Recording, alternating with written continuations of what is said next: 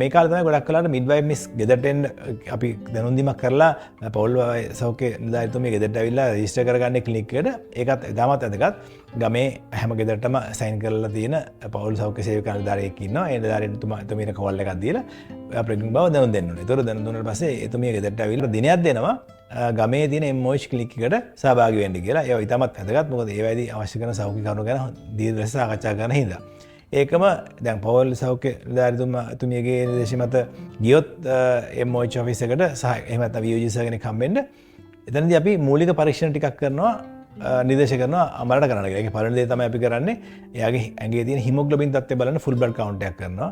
ඒකම එයාගේ ලේ වර්ගය චෙක් කරන්න බ්ලඩ් ගෲප් and RH කරනවා. ඒකම ආසාදන අත දෙයක් ගැන අපි මෙතන විශේෂයෙන්ම බලාපොරොත්තු වෙනවා චෙක් කරන්න. එකක් තමයි අර සිෆිලිස් කියන ආසාදනය චෙක් කරන්න VDRL කියලා ටෙස්ට් එකකුයි HIV මේ ටෙස්ට් කරන බ්ලඩ් ටෙස්ට් එකක් කරනවා. ඊට අමතරව යුරින් රිපෝට් එකයි ලංකාව වගේ රටවල ගොඩක් බහුලව දියවැඩියා තියෙන හින්දා අර ග්ලූකෝස් බිල කරන සීනි පරීක්ෂණයත් ඕඩි තමයි මේන්ලි අපි කරන පරීක්ෂණ ටික.